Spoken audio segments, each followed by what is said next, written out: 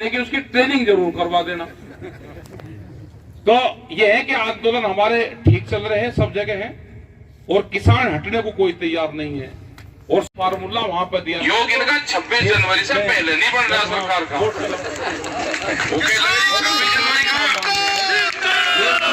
जनवरी का कैसे पका भाई? 26 तारीख से आंदोलन शुरू हुआ। उत्तर प्रदेश के सारा हिसाब किताब होना है इनसे पुरानी। मतलब एक चीज है, अब ये होगा कि एनसीआर में दिल्ली बताओगे कि आपको क्या फसल बोनी है। एक सवाल थोड़ा, यहाँ पर आप अगर गेहूं खेती कर रहे, रुए कर रहे, ये बंद करेगी, वो बताओगी कि कौन सी खेती करनी। उनको जलवायु का पता है, उनको यहाँ की मिट्टी का पता है, उनको यहाँ के पानी का पता है, लेकिन बताएगी दिल्ली के इस क्षेत्र में कौन सी फसल बोनी। 10 साल पुराना ट्रैक्टर नहीं चला सकते।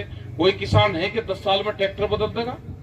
अरे हम तो पुराना ट्रैक्टर खरीदते थे कहीं से, उसी को 15, 20, 25 साल उसको चला लेते थे। ये ट्रैक्टर बदलेंगे भाई 10-10 साल पुराने? तो ये लड़ाई तो होनी थी। ये लड़ाई छिड़गी, ठीक टाइम पे छिड़गी, और बस इससे अब निमट लो। ये बार बार क्या चूल्हा चढ़ते, एक बार अपना होगी हड़ाई भरगी, एक हड़ाई को क्या छोड़कर जाग रहे हैं, इसका पूरा ही पाड़ कर चलेंगे। इसका वो कहने करते जब कुश्ती में झंडा ही पाड़ कर चलेंगे बिल्कुल, या झंडी पाड़ कर चलेंगे बिल्कुल। इनके कानपून कुछ छोड़ रहा है नहीं, इसे सारे को गंज करके बिल्कुल पूरा बिल्कुल फिट बनाकर जब चलेंगे, क्या क्या 20-30 साल लोग को कोई किसान की तरफ को देख ही ना सके। और भाई मेरे नौजवान साथी भी जो खेती से बगल लड़ रहे, आप जब भाव की लड़ाई लड़ना शुरू करोगे ना, तो आप आंदोलन में जब आओगे। जब आप जमीन की लड़ाई शुरू करोगे कि जमीनों की किले की रेट घट गए बढ़ गए, तो फिर इसका मतलब जमीन बेचने का प्लान बना रखा। जौन सा भी बालक वो दिल्ली में रह रहा है ना, अगर उसके नाम जमीन है, वो नौकरी पैसा कर रहा है ना, अपने बालकों को खेत जरूर दिखाओ। और जौन सा बिना जुते खेत में ना जा सकता हो, तो वो जमीन बेचेगा। उसको खेत की मिट्टी उसकी बॉडी से टच करवाओ। कहनी करते हैं जौन सा वो लोअर थन भूल जा था ना, तो जबरदस्ती देख रहे थे उसका भैंस का क्या लगा भाई थन भूल गया।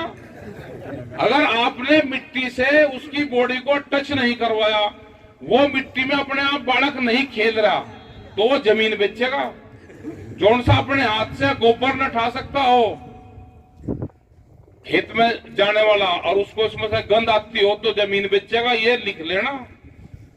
तो यहाँ तो किसान बैठा, इनके अभी आए नहीं दिन पे सूढ़ पे दिन आए नहीं। इसमें कुछ किसान जो हमारे बहादुरगढ़ शहर के बॉर्डर, टिकरी बॉर्डर पर बैठे थे, वहाँ पे 6 किसान आंदोलनकारी जो किसी हार्ट अटैक की बीमारी से या सर्दी, भीषण सर्दी की वजह से भी अपने जान से हाथ धो चुकी है। उसके लिए भी हरियाणा सरकार से हमारी मांग चल रही है कि उनको शहीद का दर्जा मिले, उनके परिवारों को मुआवजा मिले। वहाँ भी अभी इनकी गूंगी बहरी सरकार को कोई भी नहीं सुनाई दे रहा। और आंदोलन की क्या रुख पकड़ेगा? आंदोलन अभी चलेगा, क्योंकि अभी दिल्ली गाँव में गई है। अभी ये 700 पंचायतें करेंगे। अगर ये 7 साल में ये गांव में चल जाते, तो इनको बिल जब बनता तो किसानों को ये बुलाते उसमें।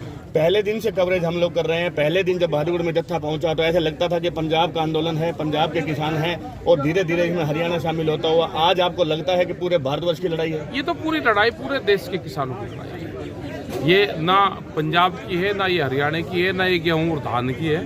ये तो पूरे देश का मसला है, और पूरे फसलों की है, पूरे देश के किसानों की है। जिस तरह से बिल लेकर आए, उसमें कोई अकेला पंजाब का कोई इशू उसमें नहीं है, ना अकेला उसमें मध्य प्रदेश का है। एमएसपी से कम पर अगर खरीद होगी, अगर हम चने की बात करें मध्य प्रदेश में, वहाँ 30 रुपया किलो पे खरीद है, मतलब 20 रुपये पर केजी का नुकसान वहाँ किसानों को है। ये 6,000 रुपये देते हैं कि हम किसानों को 6,000 रुपये दे रहे हैं, तो 6,000 रुपये क्या जो उत्तर प्रदेश में, बिहार में जो किसानों को 1,000 रुपये पर क्विंटल धान पर जो नुकसान हो रहा है, अगर 40 क्विंटल उसने धान बेचा तो 40,000 का नुकसान, और देंगे उसको ये 6,000 रुपए।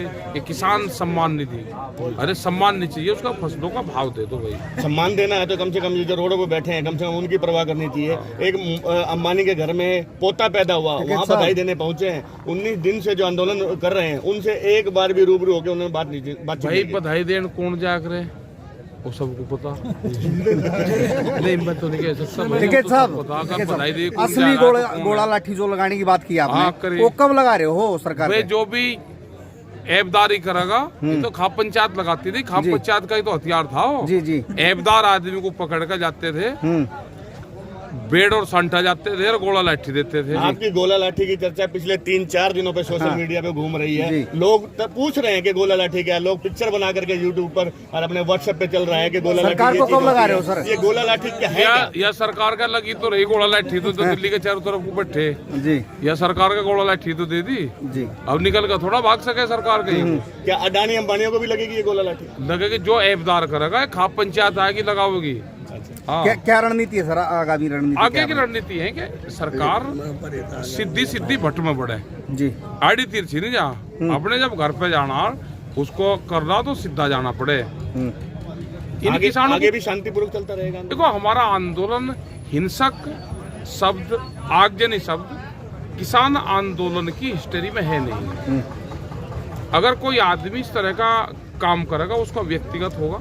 अभी तक के तो व्यक्तिगत तौर पे हमने पूरे अपने जीवन के अंदर में इतना बड़ा ऐतिहासिक आंदोलन नहीं देखा जो पूरे देशव्यापी आंदोलन हो और विश्व स्तर पर चर्चा का विषय बना हुआ है। बिल्कुल शांतिपूर्वक, बहुत ही व्यवस्था से चल रहा है। जो ऐबदारी करेगा उसका गोला लाठी देगा, वहीं गिरेंगे उसको। हाँ ठीक है, ये शांतिपूर्ण चलेगा और ये अभी और चलेगा, क्योंकि 40-40 दिन के किसान आंदोलन की इतिहास रहे। अभी तो 20 ही दिन हुई। एक कोई अपील हमारे मन से करना चाहेंगे आप? मेरे नौजवानों से ये है कि अपना एक जो चिन्ह है, बिल्ला है, कैप है, वो अपना इस्तेमाल करें, सर्दी से बचे और आंदोलन के तौर तरीके सीखे।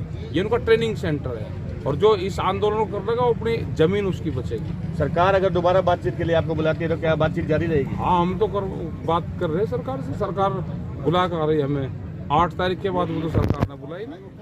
अभी तक की कवरेज में सबसे पहले हमने यही चीज देखी है कि एक ही सुर में एक ही बात कही जा रही है कि संशोधन नहीं चाहिए, कानून को निरस्त कराना है।